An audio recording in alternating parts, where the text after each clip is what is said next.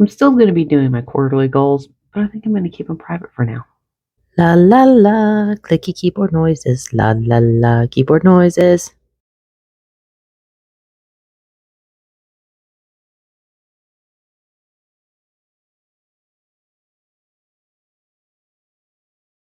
So I've decided I don't want to talk about my quarterly goals anymore. I don't want to make a specific video every quarter about this is the goals that I had and this is what I'm going to do. Blah, blah, blah. It's not really very fun to make, and nobody's watching them anyway. I did want to talk about one of the goals that I didn't manage to make. But rather than just sitting in front of a camera talking about it, I thought I'd multitask and get a book ready to read.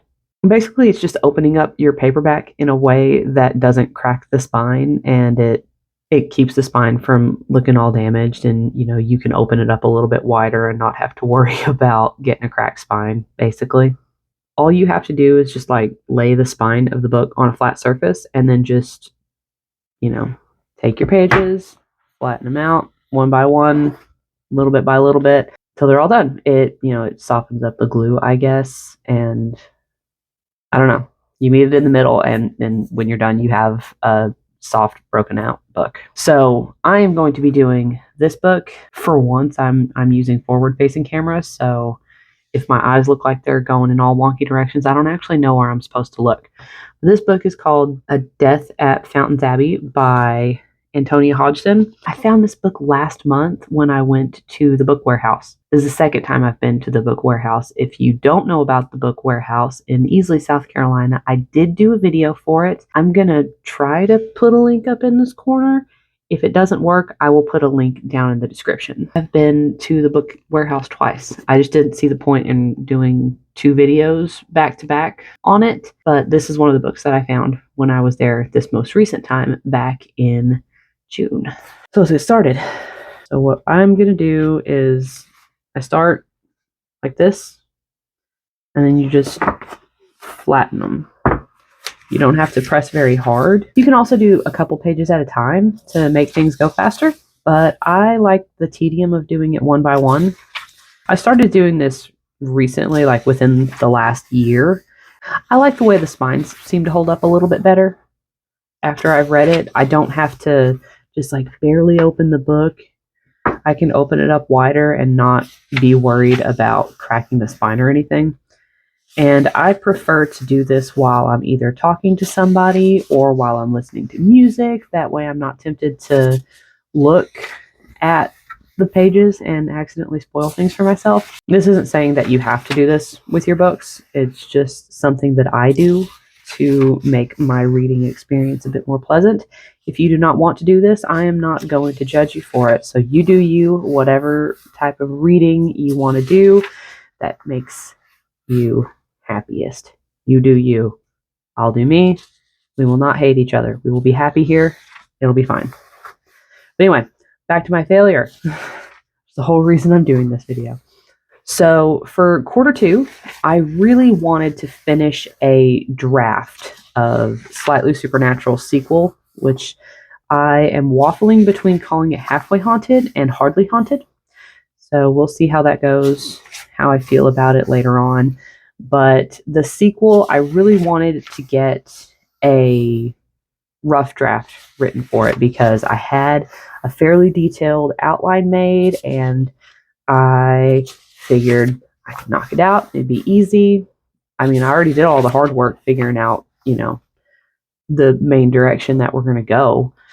So it's just a matter of filling in the blanks, going from point to point, right? But, best laid plans and whatever.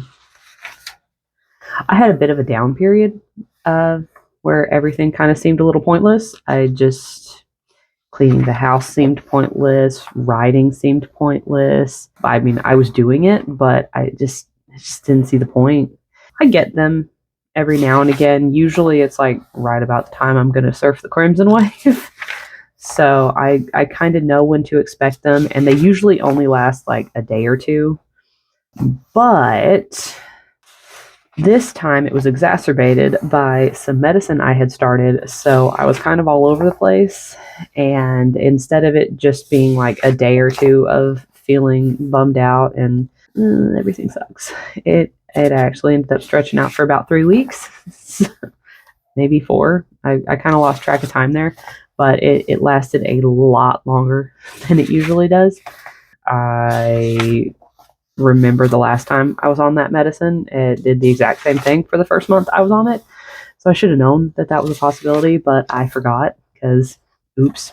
Anyway, so I was still trying to write, thinking, as long as I can keep up my pace, I could still work my way out of that period. But each time I sat down to write, it just got harder, and the words they weren't coming, even though I had the outline, and what was coming out was just it was just making me feel really bad, and it wasn't motivating, it wasn't helpful, it was not a good time for me. And I realized pretty quickly that if I kept forcing myself to write in this state, I was going to end up getting burned out, and then I really wasn't going to get anything done. So I took a step away for a little bit. I took it easy on myself until the medicine kind of balanced out in my system, and I started feeling like myself again. I think it's very important to note right now that a lot of people say to write even when you don't feel like writing, but I think that's more about building routines in your writing in order to keep your creative juices flowing. And I think that there is a big difference between continuing to write in order to work through, like, say, a writer's block, and making yourself write when you know your body is trying to tell you that something's got to give. I saw a post a long time ago that, either Tumblr or Pinterest or somewhere, and it said, if you don't schedule a break, your body's going to take one for you, and it's not going to be at a convenient time. And that's totally true. Over the years, I have gotten pretty decent at figuring out when I'm feeling meh just because I'm bored, and when I'm feeling meh because I'm doing too much. And that was one of the times that my body was telling me that I was trying to do too many things at one time, and I just needed to stop for a little bit. So I stopped doing critiques. I stopped writing on the sequel. I stopped working on my castle, which you can see in the background right there. I stopped working on that for a bit. I did go back and I revised my querying packet, but most of that time on my break, I spent reading. And a side note on that, if you're on the bookish side of Instagram, TikTok, YouTube, whatever, and you're feeling like a failure because you're not reading 15 books a month, don't. Some of those people are doing audiobooks at 2 times speed, and they're able to multitask and get all of those things done at the same time. And reading's not going to interfere with their lives doing it that way. And some of those people are struggling with depression, and reading is the only thing keeping them sane. Reading's the only thing keeping them afloat. I know this because any time in my life where I've been plowing through books, it's because things were not going well. Which brings us to today. I'm feeling a lot better. I'm easing back into writing. My sequel, I did a massive word cut on the first book, which I may do a video on. We'll see about that. And I've gotten a fresh batch of query letters out with newly updated materials. And I've been getting back into it. And now I have a freshly pressed book ready to read whenever I get the chance. I'm currently reading The Woman in Red, so after that, I think this is going to be my next read. But yeah, now it's ready. You can see it's a little bit softer, a little bit bigger. It's a happy little paperback now.